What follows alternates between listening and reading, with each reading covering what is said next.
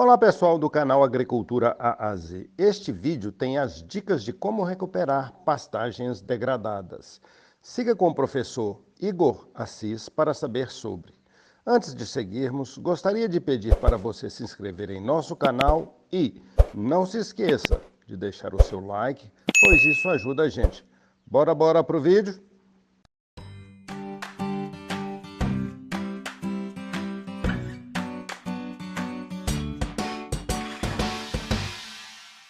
Hoje, em nosso segundo vídeo sobre recuperação de áreas degradadas, vamos falar sobre recuperação de pastagens degradadas. Siga conosco para saber mais.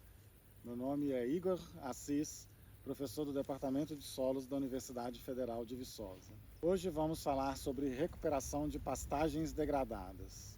O uso do solo sobre pastagens representa a maior quantidade de áreas degradadas no Brasil. Segundo estimativas do Ministério da Agricultura, o Brasil possui hoje cerca de 30 milhões de hectares de pastagens degradadas e precisamos recuperar essas áreas, voltar ao sistema produtivo para que a gente tenha menor pressão sobre a ocupação de novas áreas. Recuperação de pastagens, para entender o processo de recuperação de pastagens, a gente precisa entender como se dá o processo de degradação e a recuperação dessas áreas será o processo inverso do processo de degradação. A degradação de pastagens começa principalmente pela superlotação da área, maior quantidade de número de cabeças maior do que uma área suporta, ou do que determinado solo suporta, e o outro fator extremamente importante é cultural, né? Existe uma cultura de que pastagens não precisam ser adubadas. Como qualquer cultura perene, as pastagens também precisam ser adubadas com frequência. Sob a pastagem existe então o pisoteio animal, né, que tem uma forte capacidade de compactação do solo, né, o peso do animal que é elevado, dividido por uma área de pata de contato com o solo muito pequena, faz com que seja exercida sobre o solo uma grande pressão. Então aqui nesse local onde tem maior passagem de animais para ir para o coxo, maior pisoteio do animal sobre o solo, a gente pode ver, né, o enovelamento das raízes da braquiária, né, as raízes todas emboladas aqui na superfície, mostrando claramente que a gente tem aqui solo compactado com maior exposição de solo, né? E aí o processo de recuperação dessa área envolve a descompactação desse solo antes de fazer o plantio novamente das gramíneas, né, objeto de recuperação. Quando a gente tem pastagens bem adubadas, né, plantas bem nutridas, a gente tem uma grande produção de raízes finas que vai ter um efeito amortecedor sobre essa pressão da pata do animal sobre o solo, evitando ali o processo de compactação.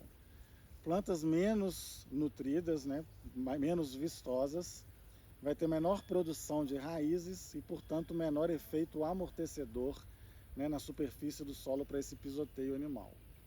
E aí, somado a isso, a cultura de não adubação das pastagens faz com que a planta vá perdendo sua capacidade de produzir raízes finas, vá perdendo sua capacidade de produção, e aí faz com que o solo comece a não ter esse efeito amortecedor contra o pisoteio animal.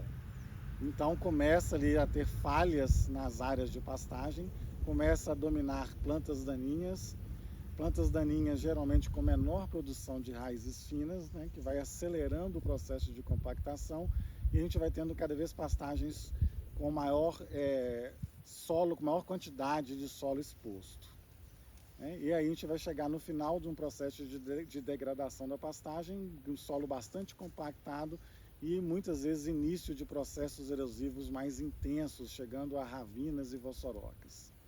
Então, para fazer a recuperação dessas áreas, a gente precisa conhecer até que nível chegou o processo de degradação. Se a degradação foi muito intensa, chegou a uma compactação muito intensa do solo, a recuperação vai iniciar pelo processo de descompactação do solo, que geralmente é feito com um subsolador ou um escarificador. A gente precisa descompactar o solo, depois precisa fazer análise do solo, saber qual é a demanda, né, de correção de acidez e de aplicação de fertilizantes, Após a análise de solo, a gente vai calcular, né, a correção que é necessária ser feita em termos de acidez e de adubação, fazer a adubação, eliminar as plantas daninhas e colocar de novo, né, sementes da gramínea de interesse para aquela pastagem. Outro ponto bastante importante é que precisa ser escolhido a gramínea que tenha a melhor capacidade de se adaptar às condições edafoclimáticas da região onde você está trabalhando. Então a gente precisa conhecer a questão de secas e chuvas, né? Como é que é o ciclo hidrológico do ambiente que está se trabalhando, precisa conhecer qual é o tipo de solo que você tem e aí sim escolher, né, a gramínea mais adaptada a essas condições. Depois disso, precisa ser feito um planejamento da propriedade, divisão em piquetes, né? As gramíneas, de maneira geral, precisam de um período de pousio, né, de repouso, então o animal tem que estar circulando em diferentes piquetes para dar tempo da pastagem se recuperar. Então, o pousio aliado ao processo de adubação frequente, uma planta bem nutrida, com grande produção de raízes finas, vai gerar uma pastagem, né, como a gente está vendo aqui, de boa qualidade e que promove, né, toda a cobertura do solo, evitando processos de compactação e evitando processos erosivos. Então, conhecer todo o processo de degradação, a gente vai estar caminhando no sentido contrário para estar fazendo a recuperação dessas pastagens degradadas. Existe um esforço enorme para poder fazer todo o processo de recuperação, porque as atividades de subsolagem e escarificação são atividades de maior custo para o produtor, então ele tem que, sempre que possível, evitar que o processo aconteça, evitar que a compactação do solo aconteça. Então, fazendo a adubação frequentemente, durante todo o sistema de produção, você vai ter pastagens bem nutridas, com um bom manejo, e aí evita-se de ter que fazer a escarificação e a subsolagem do solo, evitando o processo de compactação. Então, esses são os principais fatores e as principais atividades que a gente pode fazer para fazer a recuperação de uma área de pastagem.